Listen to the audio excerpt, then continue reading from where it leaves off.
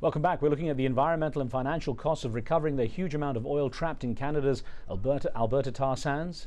From Calgary, I'm joined by author and journalist Andrew Nikiforuk, who wrote the book Tar Sands, Dirty Oil and the Future of a Continent. And also Paul Michael Wiebe, a Washington, D.C.-based oil consultant and author of the new book, The Rise of the New Oil Order. Now, before we get back to our discussion, here are the results of that snap poll in the chat room where we asked, how should Canada deal with its tar sands? We asked A, extract as much oil as possible, and the figure was 18% of you said that.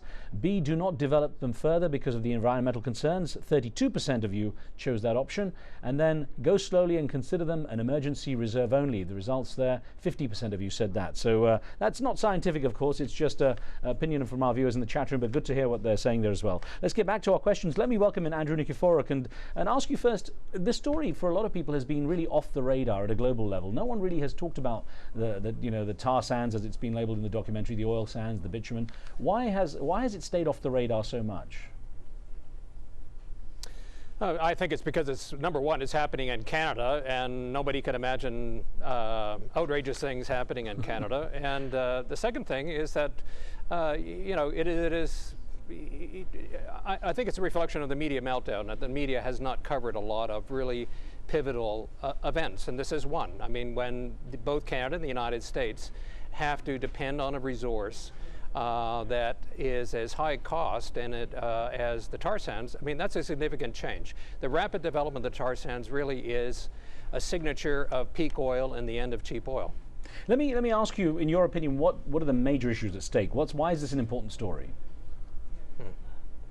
Well, it's an important story for a number of reasons. Number one, it represents a big change in Canada. We are now the #1 supplier of oil to the United States, and the United States is desperately trying to shift its addiction to bloody oil in the Middle East to so-called dirty oil in Canada. And that's a huge and dramatic change with implications for both countries. Then there are a number of really critical environmental issues.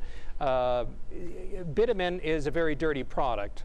It takes approximately 3 barrels of water to produce 1 barrel of bitumen. It takes on the order of 3 times, creates on the order 3 times more carbon emissions than conventional oil, depending how you measure it.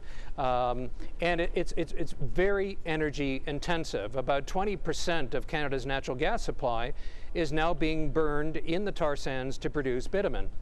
You heard the arguments before by Paul Michael Wiebe about new techniques and the amount of money, $2 billion put aside for CO2 emissions and so on. How do you address the argument that there is an effort trying to clean these up, trying to make these more viable as an energy source?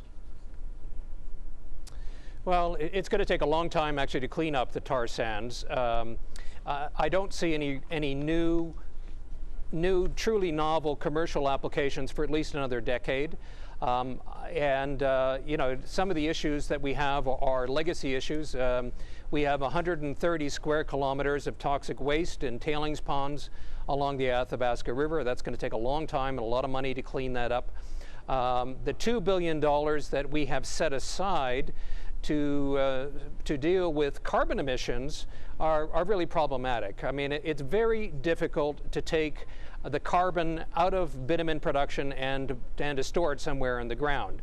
The CO2 emissions are too diverse, the CO2 emissions are too impure, and there are too many projects of different scales and sizes. So it's really not economic to do that. And carbon capture and storage, the $2 billion that Alberta has put aside, will really be used for emissions from coal-fired plants, where it's much better suited for that particular technology and for that form of carbon production. Now, one thing that's come up in your book and in the documentary is the benefit or potential benefit to the local communities involved here. And in this case, we're talking about Alberta, but it's something that's come up a number of times. This is how, I'm just going to show a little excerpt from the documentary on how the former Premier handled the potential financial benefits. Once called Alberta's blue-eyed chic, former Alberta Premier Peter Lougheed nurtured the tar sands for years. He carefully limited growth and raised royalty rates, establishing a heritage fund with the windfall. We didn't think that the current generation, you and I, were entitled to take all that money and spend it. We thought some of it should be saved, so we set 30% of it aside each year and built the Heritage Fund, which when I left office, it was up into $12 billion. Today, with the Heritage Fund no larger than when he left office 23 years ago, and development out of control, Lougheed worries his dream has become a nightmare. Well, Andrew and Paul, I want to get both your inputs on this, but Andrew first, perhaps if I could start with, it's kind of discouraging to hear that that fund hasn't gone anywhere for Alberta, whereas Norway, looking at its resources, has managed to put up, I think, $380 billion into its sovereign wealth fund.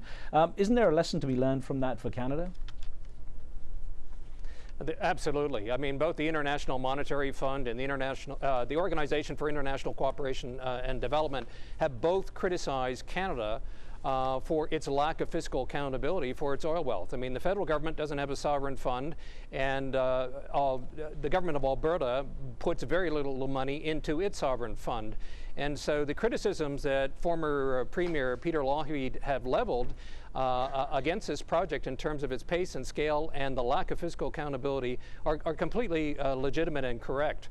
We have not followed the Norwegian example, and I think that's created a lot of our environmental problems. When governments become wedded to easy streams of oil revenue and they are not required by law to save for the future, then they are not going to be very particularly good environmental stewards either. But Paul, let me ask you on your advocacy when you're out there and you're advocating for these extractions. Where does it leave somewhere like Alberta when it has to think about what it's doing with the money and how it benefits the community in the long term? Well, I think the government of Alberta has a number of projects that are enunciated, through local community grants and endeavors to improve the well-being of the citizens of Alberta. That money that derives from oil sands revenue, of course, goes to the government of Alberta and is dispersed in various programs and projects adopted by the government. But it also flows a significant amount of it to the Canadian government. That's one of the reasons why the government of Canada, up until this year, has had a surplus. Isn't the issue though that Alberta's leasing its extraction, its resource, as opposed to becoming a partner, which Newfoundland did, for example? Yeah, it's a different model. I really can't comment on that because that really is up to the government and the people of Alberta to determine what model they would wish to follow. There's obviously benefits and liabilities depending on what model one follows. However, having said that, I'd like to point out that the government of Alberta was recently elected with a landslide majority.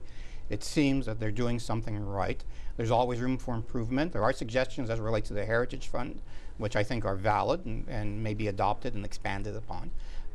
But the management of that resource over a period of time, I think, has been fairly well handled. Otherwise, there would be a change in government. There'd be a larger opposition in the parliamentary legislature, and political leaders across the country would speak out. And in fact, they've spoken out, as in the case of Michael Ignatieff, who is a Liberal Party opposition leader in Canada at the federal level, have spoken out in favor of oil sands extraction.